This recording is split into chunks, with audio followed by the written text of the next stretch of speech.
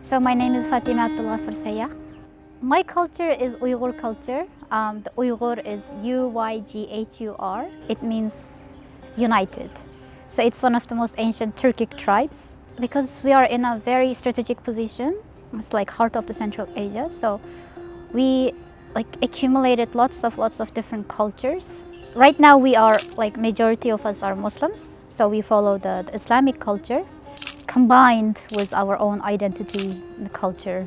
Another important identity for me is my thinking and my perception or my emotions, my feelings. That defines me as a geoscientist and a writer, a poet.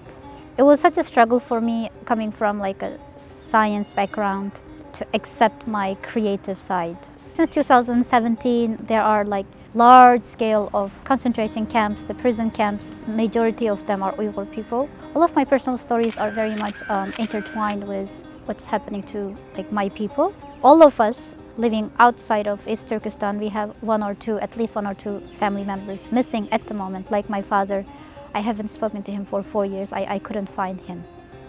In 2016, I got divorced, and that's where I started thinking really serious about my life. I'm like, what's going on and what am I doing right, what am I doing wrong? After the divorce, I felt lots of pain, physical and plus psychological pain. I didn't have enough appetite, so I couldn't eat anything. Because I couldn't eat, I couldn't move much. I didn't have enough energy on my body. And I couldn't also speak to my friends either, because I felt it's a lot of shame. And then I went to my GP, and then I told him that, look, I'm suffering. I got divorced, and immediately he said, okay, you need to see my, counselor. She's great. And that's where it started off. I grew up in a culture that we do not tell our personal stories much, not even to family members. We are just try to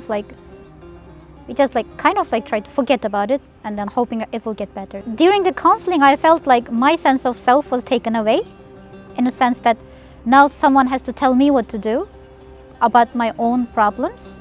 That was also a struggle. I don't know if it's power struggle, probably it's power struggle. And then eventually we started to build up this trust, and I started to believe that she's not gonna take my power away. Instead, she's gonna empower me.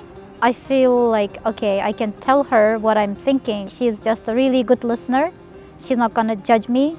She's not gonna change my religion. She's not gonna change my culture. She's not gonna change my beliefs about life. She's just there to hear me out and give me her, professional or even life experience, these opinions. And it's up to me to accept it and then apply it in my life. Or it's also up to me that if I want to keep my old beliefs. During this process, it was painful, but at the same time, it was evolving more and more to a point that I was actually getting my, self-confidence back. I'm not saying that it's gonna completely solve all of your problems, but the majority of your problems will be at least, if not solved, but you would have the space to think about them and then maybe come up with your own answer.